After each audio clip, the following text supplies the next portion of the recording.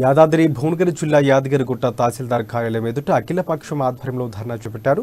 యాదగిరిగుట్ట బస్టాండ్ను తరలించవద్దని, పాత బస్టాండ్ను యథావిధిగా కొనసాగించాలని ర్యాలీ నిర్వహించారు.